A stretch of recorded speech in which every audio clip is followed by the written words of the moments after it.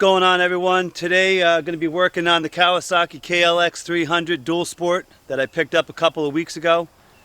Just got the new quad lock cell phone mount kit with the vibration dampener and USB charging station there. So yeah, going to be installing that on the bike this morning. Got a little bit of a trip coming up this weekend if the weather is permissible. So want to get that installed so that I have access to my cell phone for the GPS and whatnot. So let's get into the installation. I'll show you the process. Alright, so as you can see, got the USB charging station.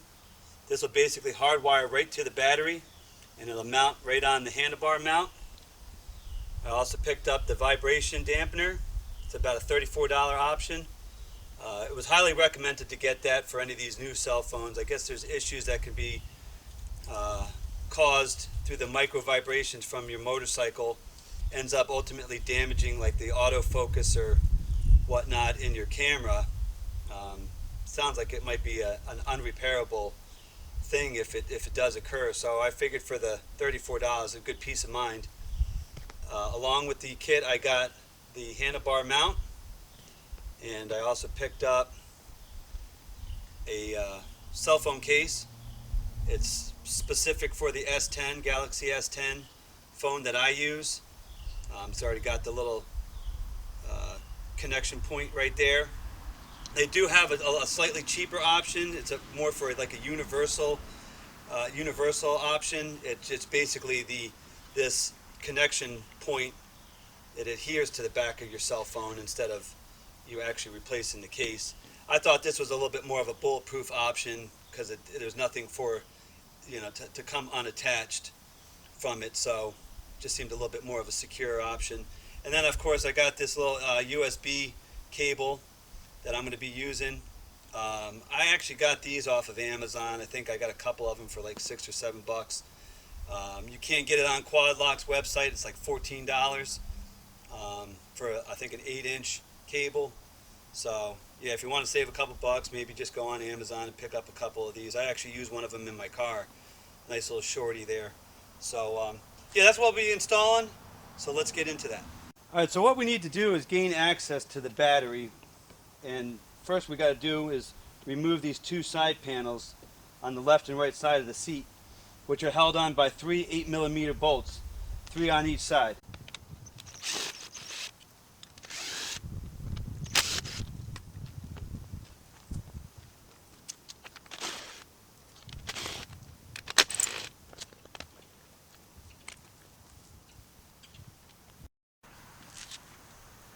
Now as you can see, I've got access to the battery here.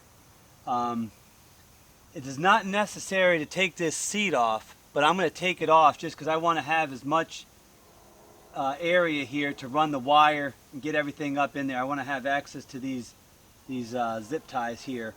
So to do that, there's a bolt holding this strap on the left side, and then a bolt on the other side holding the strap on the other side. You basically remove those two, get the strap out of the way, and this seat will just slide right out.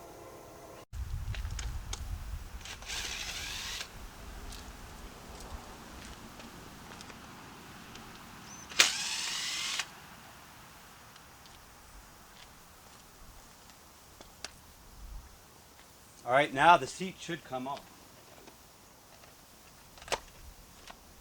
And it does. Just slides in there. There's a little tab up on the top of the tank. Just slides right in there. Just slide it back as I did.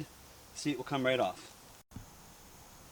All right, so what I'm basically doing here is just kind of more or less a dry fitment, making sure I got everything where I wanted it to be, get it all sorted out, so to speak.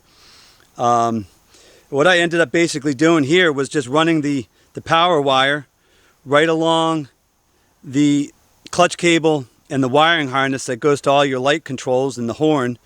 Ran it right down alongside, following the same path as that wiring harness. I did end up taking this side panel off, which was held in with 3 more 8mm bolts. Not really necessary, but you could have done it without taking that off, but I just thought it'd expose things a little bit more. I wanted to throw a zip tie in here and run it right along the frame rail here. Kawasaki's gracious enough to give you these quick release zip ties, so I was able to just kind of push that little tab there and release the tension off of these, open it up, and get myself the room to run the cable through those zip ties and kind of run right along the factory ground cable here. So that was nice, and I'll just cinch all that up. Of course, you got the little pigtail here that I have to tie into that. There'll be a little bit of excess, but I can probably just coil it up somewhere right around here, zip tie that up, whatever little excess I have, and get that all nice and tidied up. So yeah, I think that's the best route right there. Keep it nice and clean and simple. And so we'll get that wired up now.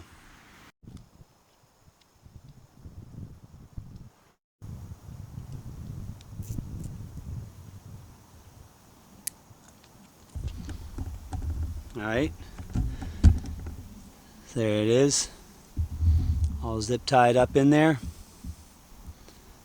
nice and clean. All right, let's put it all back together.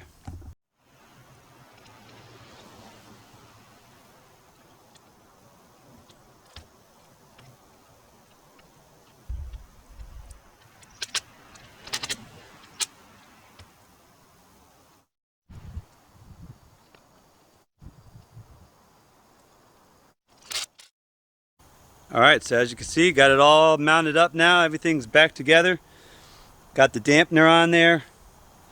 It's charging up. Actually, it's got a full charge on it now, so it's not actually charging now, but it does power on. So, yeah, it looks good.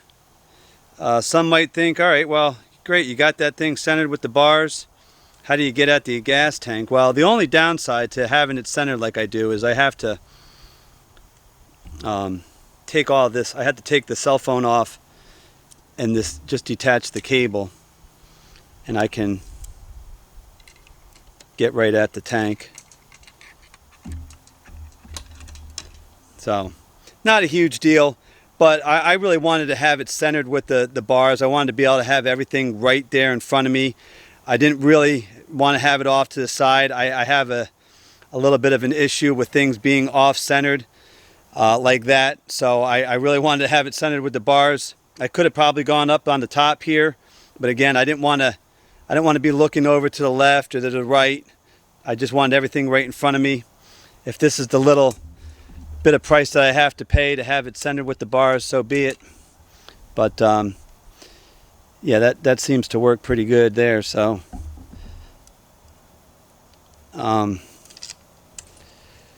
some might be a little bit observant here. Some of the viewers might notice that the charging station there is underneath the vibration dampener. Now, the way it comes from quad lock, the vibration dampener only has a short little bolt in it, so you're not able to attach it the way that I have it right now.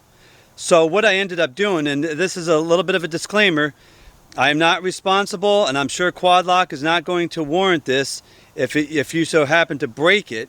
But if you want to have it set up like I have it and have the dampener on the top and keep your wireless station or your USB down on the bottom, I'll show you how to do that. Alright, so as you can see, got this long bolt here. This actually comes with the USB charging station.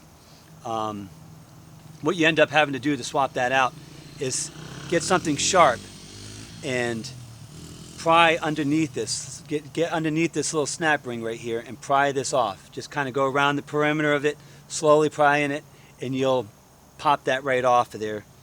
And what that'll basically allow you to press these three little tabs here on the sides and pull the top piece off, the section. It's in two parts. Now I ended up pressing these bushings out, these little dampeners on all three locations here. You might be able to actually just pull it apart enough to get that bolt out and slide the new one in. I don't know. Like I said, I ended up actually taking the whole thing off. Nothing got broken, nothing was damaged. It went right back together the way that it should. But now I have this long bolt in there. So basically you swap the bolt out, snap everything back together, snap your top ring on there. If you do remove these little bushings, just press those back in and you're good to go. Now I can take my USB station here and it just snaps right into place. Just like that. Alright? Alright guys, that'll do it for today's video. If you found it informative, please like, subscribe. I'll have more content coming up shortly. For now, I'd like to finish it up with my boy. He's a little 9-year-old, wanted to be featured on the channel today on his CRF 80.